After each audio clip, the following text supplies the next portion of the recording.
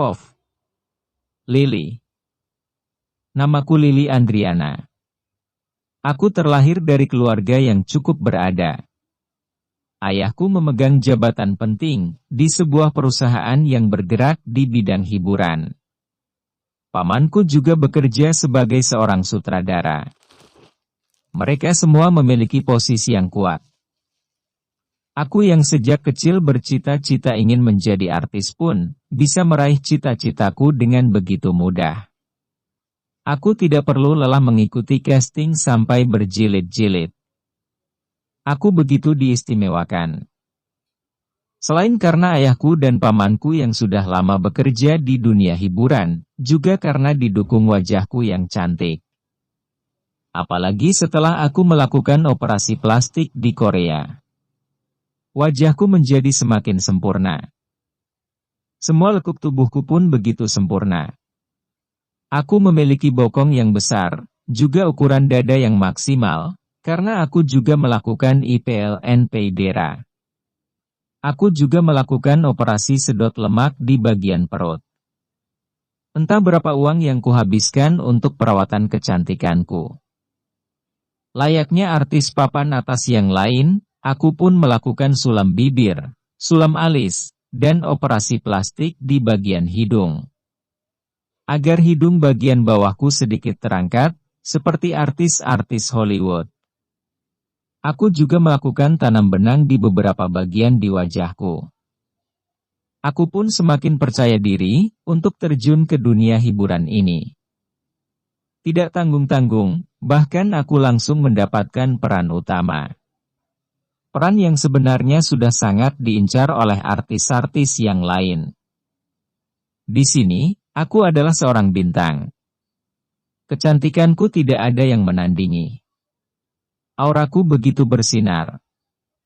Akulah pendatang baru, yang begitu mencuri perhatian. Sebelum aku terjun ke dunia hiburan ini, aku pun sudah mengikuti beberapa sekolah drama. Jadi, aku terjun di sini, tidak dengan tangan kosong. Selain fisik yang memang sudah kupersiapkan, kemampuan pun juga sudah terasa.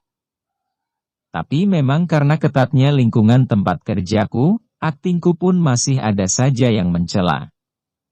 Padahal aku merasa bahwa aktingku sudah maksimal. Untung saja, aku banyak yang membela. Di lokasi syuting juga ada pamanku yang bekerja sebagai sutradara.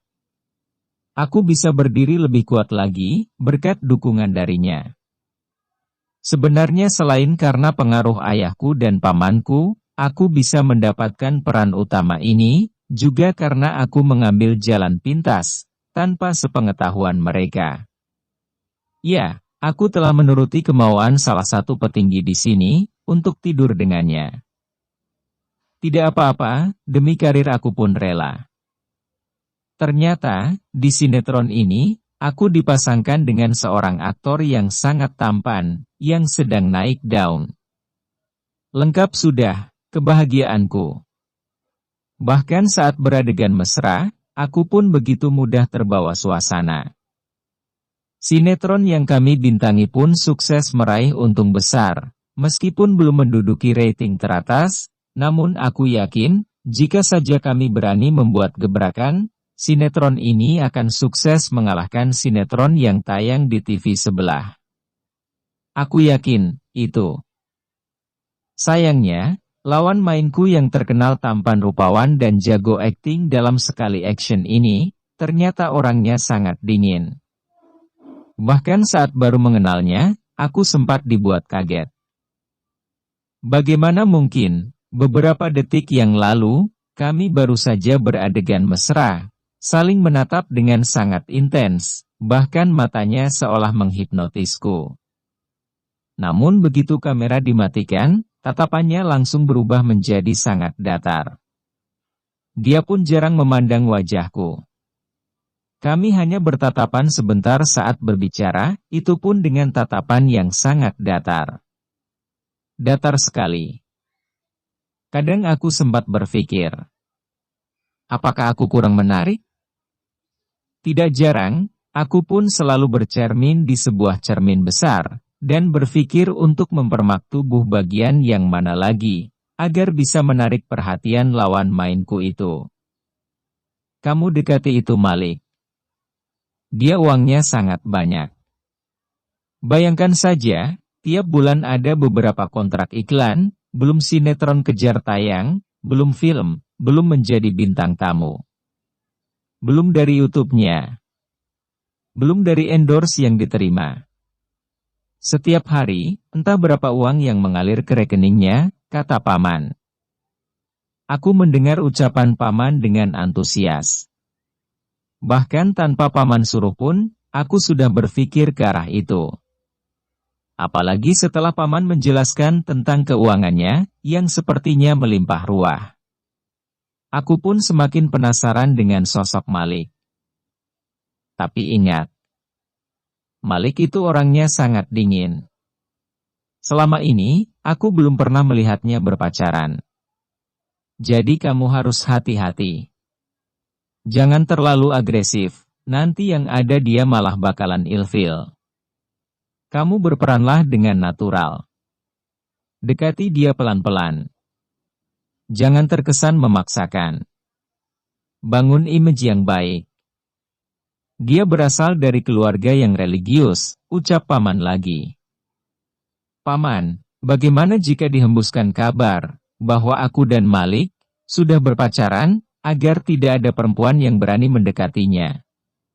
Selain itu, juga untuk menaikkan ratingnya, karena penonton akan menjadi lebih baper lagi, usulku. Kamu ternyata pintar. Oke, tidak masalah. Itu kecil. Mudah sekali. Jawab Paman, sambil mengacungkan jempolnya. Besok, akan aku usahakan, agar kamu bisa beradegan ciuman dengan dia, kata Paman. Mendengar ucapan Paman, aku pun merasa sangat senang. Membayangkan bibir sensual itu, berlabuh di bibir seksiku. Besok, pas syuting di Bali, manfaatkan kesempatan sebaik mungkin. Tapi ingat, jangan agresif, tegas Paman, lagi. Benar saja, saat akan berangkat ke Bali, aku sudah sangat senang sekali. Aku sudah membayangkan berbagai adegan mesra yang akan kami lakoni. Karena memang ceritanya, kami sedang berbulan madu di Bali. Jadi pasti akan banyak adegan mesranya. Aku sudah tidak sabar. Namun dasar Malik, manusia batu. Dia sama sekali tidak sedikit pun memperhatikan aku. Padahal aku sudah tampil maksimal, agar aura artisku semakin kuat. Tapi dia sama sekali tidak memperhatikan aku. Saat break pun, dia selalu sibuk dengan ponselnya. Kadang aku bingung, memikirkannya. Katanya tidak punya pacar, tapi selalu senyum-senyum di depan kameranya. Sedangkan jari-jarinya juga selalu sibuk, entah mengetik apa. Saat aku mendekatkan wajahku, dia pun segera menjauhkan ponselnya. Apalagi saat kami memberitahu akan ada adegan berciuman, dia pun menolak mentah-mentah. Sampai ibunya marah-marah dan menelpon pamanku. Rencana 1, gagal total. Benar memang, kata pamanku, bahwa Malik adalah pribadi yang sangat dingin. Terbukti, saat dia habis mandi dan hanya berlilit handuk, dia sama sekali tidak tergoda untuk mendekatiku. Padahal aku sudah bersusah payah menelan ludah, saat melihat dadanya yang keras, dan perutnya yang seperti roti sobek. Apalagi ditambah rambutnya yang basah, yang semakin menambah aura seksinya. Namun sayang, dia sepertinya sama sekali tidak tertarik denganku.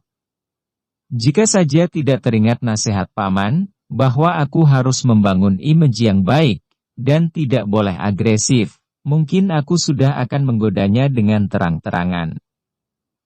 Malik justru mengacuhkan aku, dan keluar kamar begitu saja. Dia bilang, akan mencari angin segar. Aku pun berinisiatif untuk ikut.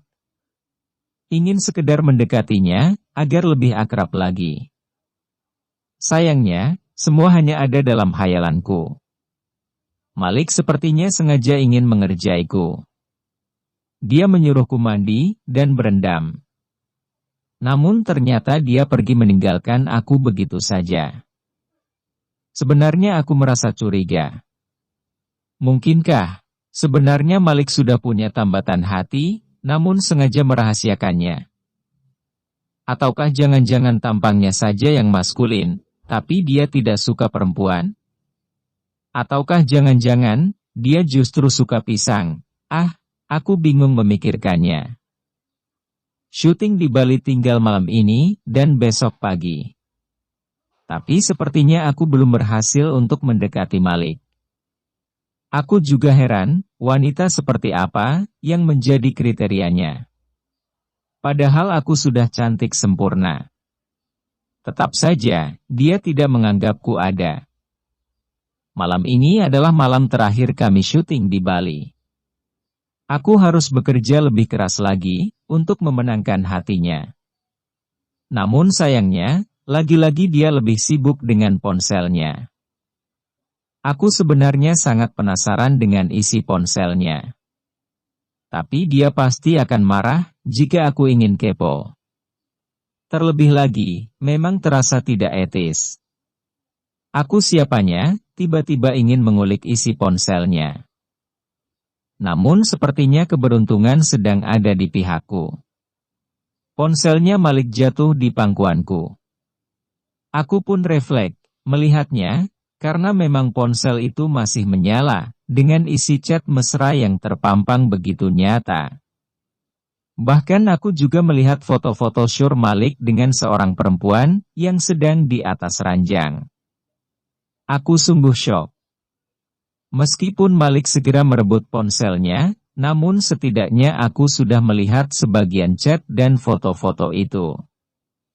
Ternyata Malik hanya alim luarnya saja. Ternyata dia juga sama seperti aku. Terjerumus dalam pergaulan bebas. Tapi kenapa Malik seolah-olah tidak tertarik denganku? Apakah karena perempuan itu jauh lebih memikat? Sekilas, aku memang melihat wajah perempuan itu cantik natural. Tapi entahlah, aslinya seperti apa. Malik, ternyata kamu nakal juga, ya? Gak nyangka, aku. Tampang aja alim, ibadah 5 waktu juga tertib, ternyata. Aku tidak meneruskan ucapanku, karena mendengar Malik yang berdehem dengan keras. Urusan kita hanya seputar pekerjaan. Aku tidak pernah mencampuri urusanmu. Tolong, kamu juga jangan mencampuri urusanku. Malik berucap dengan ketus. Aku sebenarnya merasa tersinggung dengan ucapan Malik. Namun aku pura-pura tertawa. Iya deh, aku gak bakalan ikut campur urusan kamu. Tapi boleh tahu, gak, dia siapa? Pacar kamu? Katanya kamu gak boleh pacaran sama ibu kamu, tanyaku lagi. Tak kudapati jawaban dari mulut pria tampan dengan bibir sensual itu. Dia justru menatapku dengan tatapan menghujam. Menatapku dengan tatapan tajam. Nyaliku pun ciut. Kami pun saling terdiam, hingga turun dari bus. Anehnya, aneh sekali. Meskipun tadi kami sempat bersih tegang, dan Malik terkesan sangat marah, saat syuting, dia bisa begitu apik. Bisa begitu menjiwai. Bahkan saat kami beradegan saling menatap, saling tertawa lepas, dia bisa begitu mudah melakukan. Tapi ya begitu lagi. Begitu di belakang kamera, dia bahkan tidak mau menjawab saat aku menyapanya. Dia mendiamkan aku. Benar-benar cowok dengan kepribadian ganda. Syuting pun selesai. Kami pun pulang ke hotel. Namun saat di jalan, aku melihat sebuah butik dengan brand yang terkenal. Aku tahu dari teman-teman artisku. Katanya tiap ke Bali, mereka pasti akan mampir berbelanja di sini. Aku pun berinisiatif untuk belanja di sini. Mereka pun menyetujui. Kami sibuk memilih-milih pakaian. Sampai tidak memperhatikan teman-teman yang lain. Setelah lama memilih-milih, aku pun segera mendekati meja kasir. Di situ sudah berdiri Malik. Dia memakai masker dan topi. Malik memang selalu seperti itu.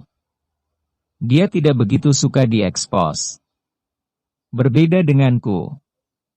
Aku lebih suka menjadi diriku sendiri, meskipun di tempat ramai. Bahkan aku akan merasa tersanjung, jika ada yang meminta tanda tangan, ataupun ada wartawan yang mengejar-ngejar. Aku merasa benar-benar menjadi artis yang sesungguhnya. Sedangkan Malik? Entahlah, aku tidak tahu jalan pemikirannya. Aku berdiri di belakang Malik, tanpa dia sadari. Pegawai kasir itu pun membuka barang belanjaan Malik, untuk dilihat harganya. Dan kembali aku dibuat syok, dengan belanjaan Malik. Malik membeli beberapa potong pakaian lingerie transparan yang sangat seksi, dengan harga-harga yang tinggi. Aku pun spontan memanggilnya. Malik, kamu beli begituan, buat siapa? Aku bertanya dengan terkejut. Malik pun menoleh ke arahku, dengan tidak kalah terkejut. Pegawai kasir itu pun melihat kami berdua dengan terkejut. Pengunjung pun berebut. Semua menjadi rusuh. Bersambung.